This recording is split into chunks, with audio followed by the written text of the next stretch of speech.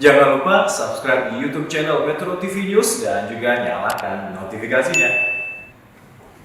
Terima kasih pemirsa Anda masih menyaksikan Breaking News Metro TV. Saya Leonard Samosir dan kita tadi sejak pukul 8 waktu Indonesia Barat sudah melihat ada beberapa partai politik yang sudah mendaftarkan diri kepada Komisi Pemilihan Umum untuk menjadi peserta pemilu 2024 dan saat ini kita juga sedang menantikan ada beberapa partai yang sedang dalam proses mendaftarkan diri ke KPU.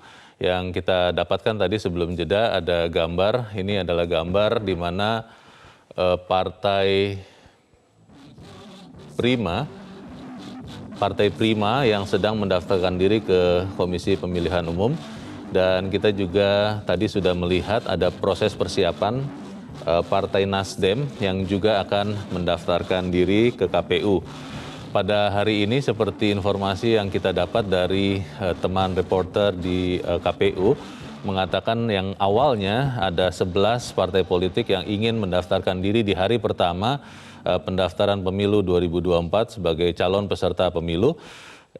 Akhirnya informasi terakhir adalah 8 partai yang akan mendaftarkan diri ke KPU pada hari ini 1 Agustus 2022. Sementara proses pendaftaran ini sendiri akan dilangsungkan hingga 14 Agustus dan tadi sudah dijelaskan juga bahwa proses pendaftaran ini akan diikuti dengan tahapan selanjutnya yaitu proses verifikasi oleh Komisi Pemilihan Umum. Salam rakyat adil makmur bahagia. Yang saya hormati Bapak Ketua KPU dan para komisioner dan jajaran KPU yang lain, kami dari DPP Prima pada hari ini tanggal 1 Agustus 2022 bertepatan dengan hari pertama pembukaan pendaftaran partai politik, tepat jam 10 pagi pada hari Senin, kami siap melakukan pendaftaran sebagai peserta pemilu 2024.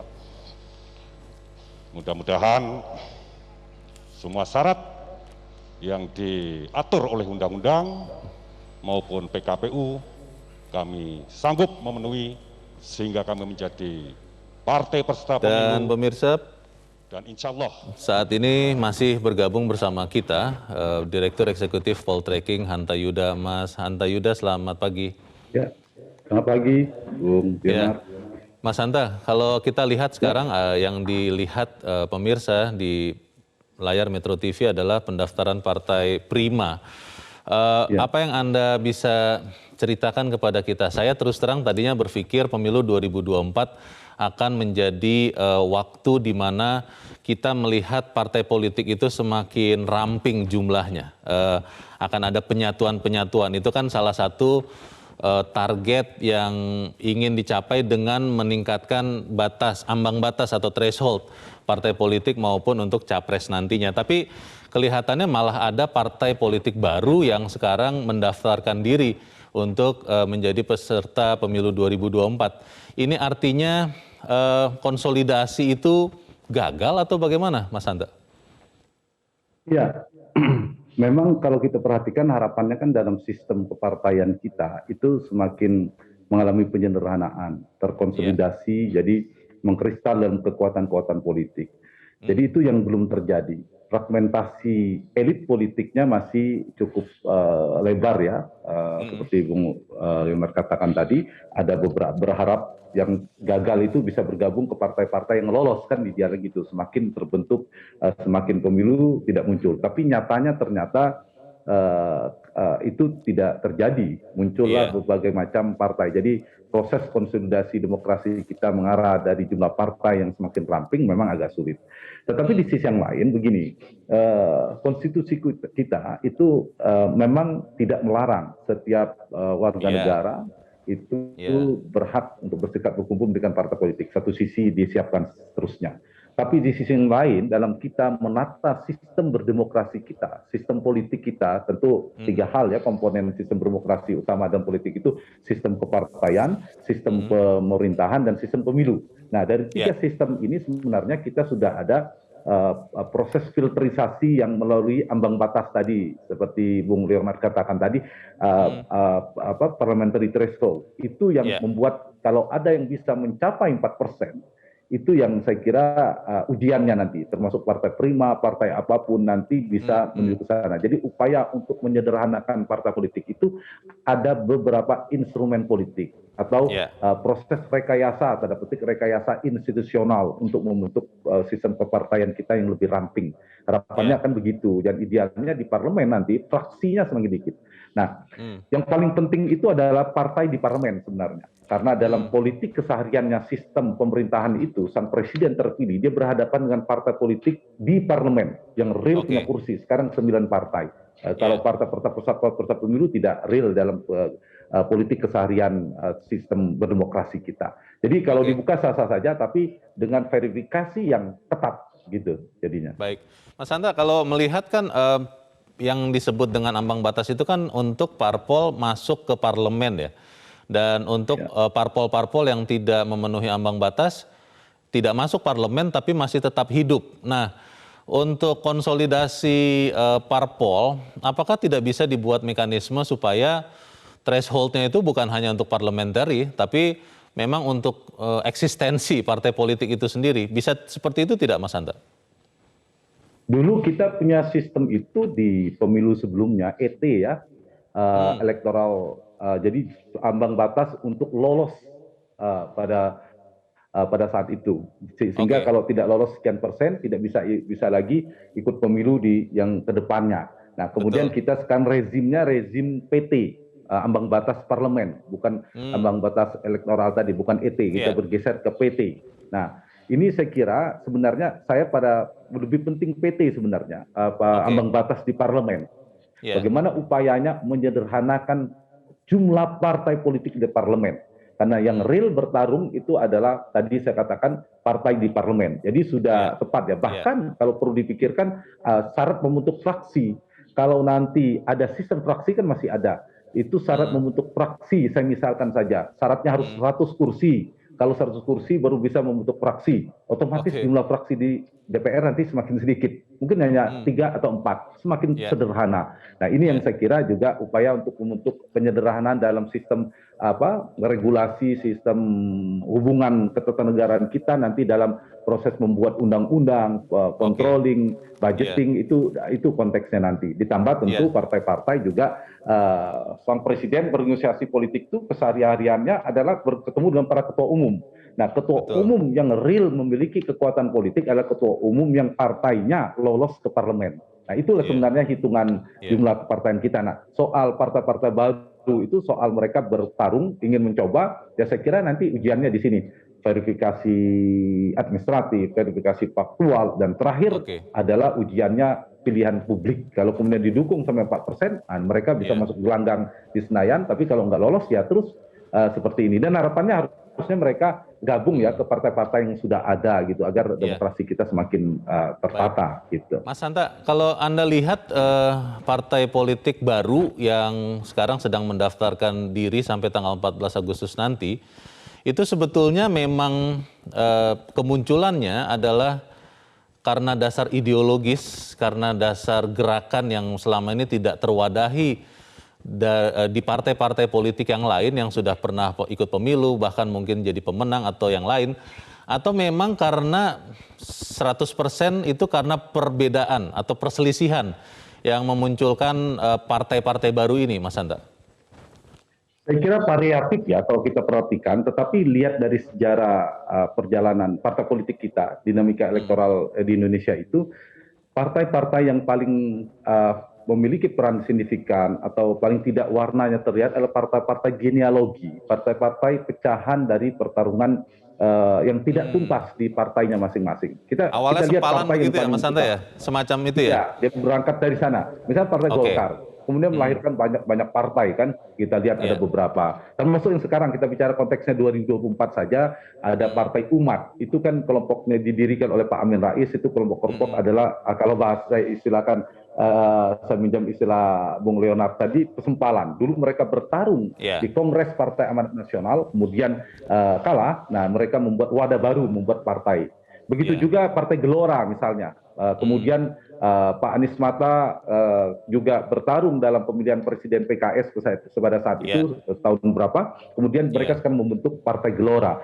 Tidak hanya tahun 2004, sama semua partai-partai itu termasuk beberapa partai sebelum-sebelumnya. Sehingga yang paling banyak, paling signifikan itu ada partai genealogi, partai yang lahir dari partai induknya yang paling besar, yang pecah, kemudian tidak selesai dalam dinamika internalnya, kemudian untuk partai. Tapi ada juga memang partai yang beberapa ya tidak terlalu signifikan. Kecuali yang dulu tahun 99, ya yang awal reformasi itu partai-partai mulai muncul. Misalnya PAN sendiri ya, PAN, kemudian dia tidak PKB dan seterusnya, itu tidak ada kaitan terlalu garis kepartaiannya dengan PDIP, dengan Golkar, meskipun P3 ya dan kelompok Islamis misalnya, tapi mereka basisnya NU, Muhammadiyah dan sebagainya begitu. Jadi variatif, tetapi semakin kemari simpulan saya, tantangan ingin lolos ke PT itu kian berat. Kalau dulu berat, sekarang semakin berat sekali, sangat berat.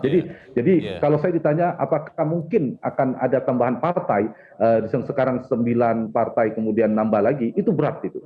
Potensi berkurangnya justru besar.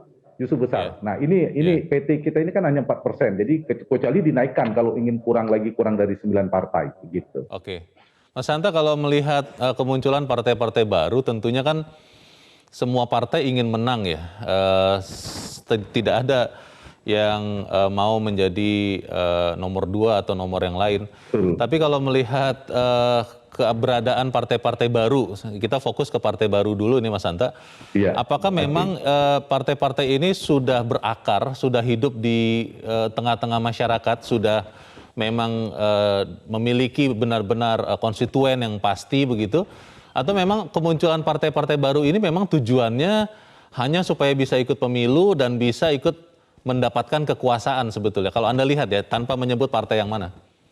Ya, saya kira sulit saya ingin melihat contoh dengan berat. Saya ingin mengatakan poin pertama yang tadi, premis yang dibuat oleh Bung Leonard. Yang pertama, itu saya menemukan partai-partai yang lahir memang dari akar yang kuat, itu sulit saya mengatakan, memang tidak ada. Seperti tadi yang saya katakan di tahun 99 itu kan kelihatan lahirnya PKB, lahirnya Partai Amanat Nasional, itu kan punya basis-basis berbasis masa Islam tradisionalis, misalnya PKB dengan NU-nya, kemudian PAN dengan Muhammadiyahnya, kemudian ada PKS yang dulu PK namanya, kemudian juga di partai-partai nasionalis selain PDIP dan sebagainya. Nah, kalau sekarang memang kita tidak menemukan ada partai yang memiliki akar yang kuat dengan segala hormat, tanpa mengurangi rasa hormat kepada partai-partai baru, itu tantangannya berat, karena tidak ada basis utamanya. Jadi kalau ingin bikin partai yang prospektif itu, betul, pertanyaan tadi bagus. Mulainya dia punya akar basis dulu.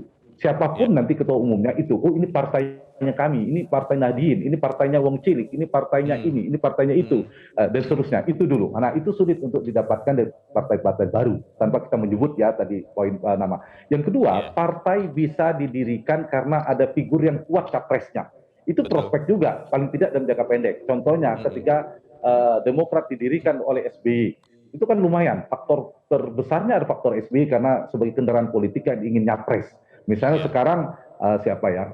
Kalau Ganjar ada partai, misalnya Anies Baswedan dan siapa figur-figur lainnya yang belum punya partai, apakah Ridwan Kamil, tiba-tiba bikin partai misalnya mereka, elektabilitasnya bagus, mereka jadi ketua umum. Itu mungkin ada harapan. Nah, sementara untuk yang ketiga, kelompok yang ini kalau kita perhatikan partai-partai baru, itu tidak ada memiliki dua hal ini. Dia didirikan karena ada figur yang sangat kuat prospek elektoralnya.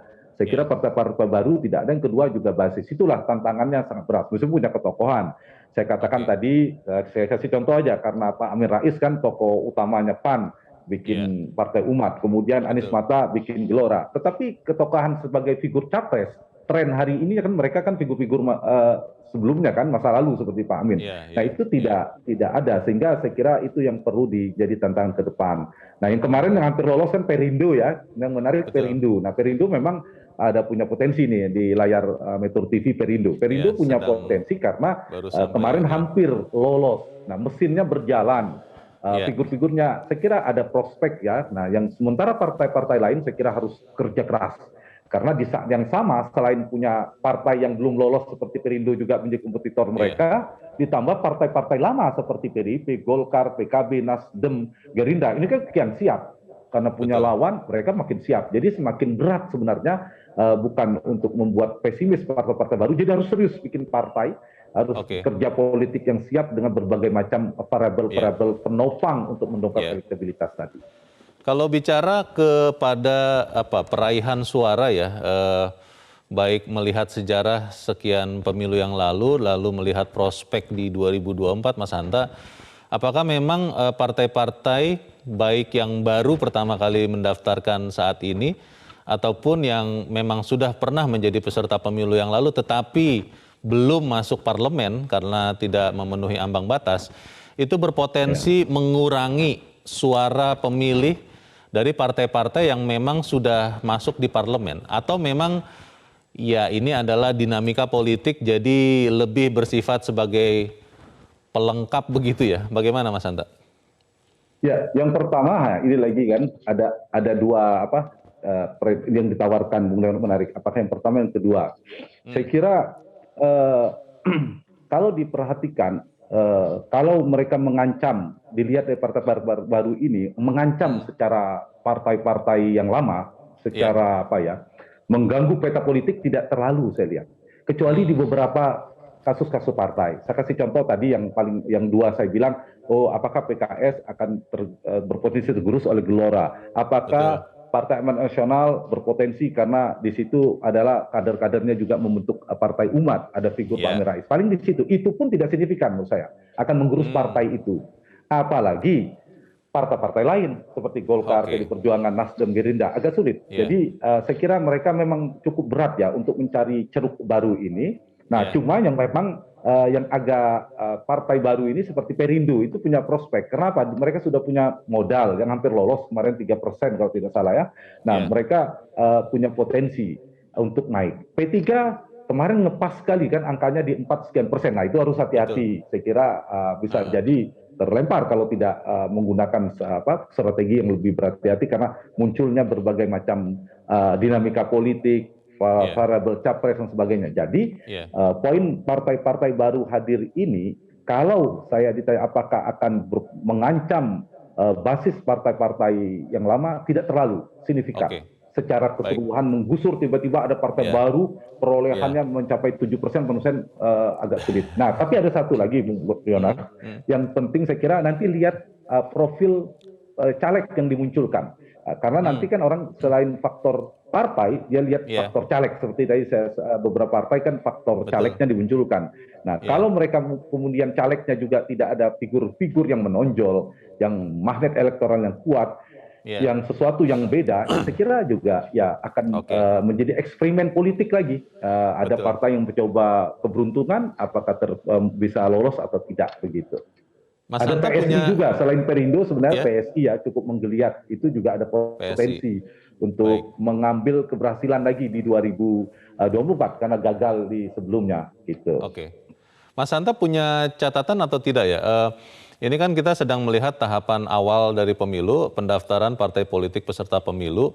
Kalau melihat sejarah atau catatan pemilu-pemilu sebelumnya, dari yang mendaftar itu berapa persen yang kemudian akhirnya lolos dan ikut bertarung di pemilu, dan berapa persen yang akhirnya memang tidak bisa lolos, Mas Hanta? Iya, memang persisnya persentase harus kita buka lebih ini ya, Bung Leonard. Tapi ada beberapa seleksi. Satu, seleksi administratif biasanya. Soal badan hukum dan seterusnya. Itu biasanya relatif mudah bagi partai-partai.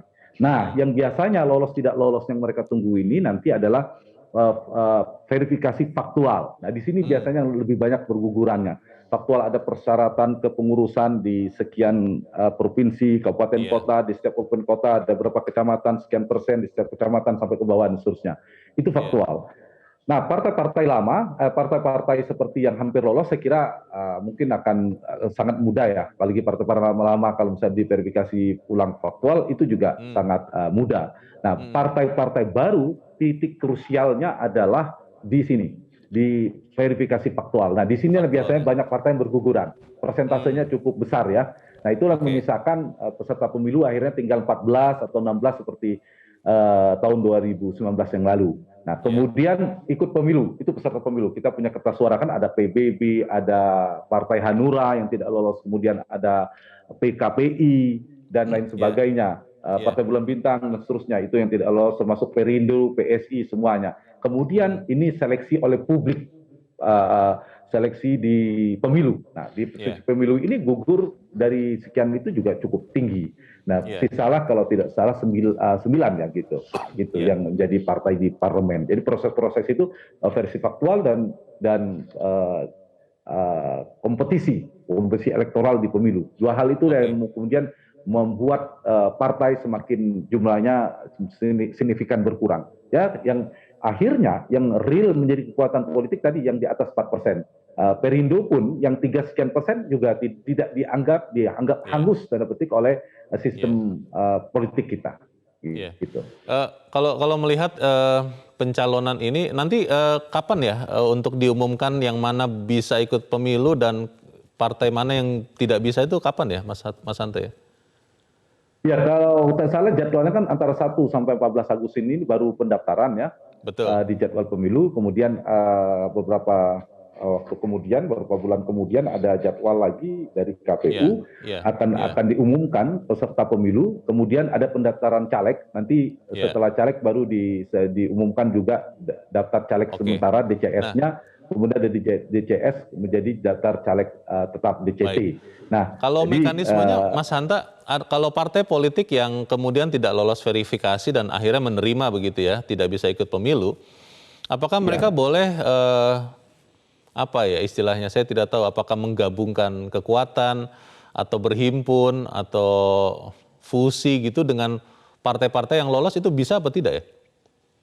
Kalau secara de jure, secara sistem pertanyaan kita ya tidak ada misalnya kemudian bergabung dua partai, nggak. Dia tinggal gabung aja. Gabung artinya begini, ada partai yang tidak lolos mendaftar, kemudian mereka berbondong-bondong menjadi caleg di Partai Golkar, kemudian berbondong-bondong menjadi caleg di Partai Nasdem atau Gerindra, nah itu bisa saja. Tapi kalau kemudian beda, jadi itu lebih ke real politiknya. Tapi kalau misalnya Partai X, Partai Y tidak lolos kemudian bergabung, itu tidak ada sistem itu yang diberi ruang ya dalam sistem kepartaian kita dalam verifikasi, sehingga yang fokus saya kira adalah sekarang verifikasi tadi faktual. Verifikasi setelah ini akan diperiksa apakah ada jumlah anggotanya sesuai syarat, kemudian kepengurusannya seperti apa, itu yang paling menentukan. Tapi dari partai lama saya kira hampir tidak ada yang tidak lolos lah semuanya, dari PD Perjuangan, Golkar, Gerindra, PKB, Nasdem, Demokrat, PKS, PAN dan P3, 9 partai itu saya kira itu sudah menjadi peserta pemilu. Nanti mungkin prediksi saya ada Perindo, kemudian PSI akan lolos juga, akan bertarung lagi, ditambah partai yang lama yang sudah punya infrastruktur tapi tidak lolos PT terus berapa kali, misalnya seperti PBB, Hanura, itu akan menjadi peserta-peserta pemilu. Tinggal nanti kalau mereka punya strategi yang tepat, ada caleg, ada orang, ada migrasi caleg yang kokoh. Jadi saya kira partai-partai baru itu harus memikirkan itu, munculkan caleg. Salah satu strateginya selain membuat rebranding ya, daya tarik baru, magnet baru bagi partainya masing-masing. Gitu. Baik, Mas Hanta Yuda, tahan dulu, kita akan jeda dahulu dan pemirsa tetaplah bersama kami. Breaking News Metro TV akan segera kembali selepas jeda berikut ini.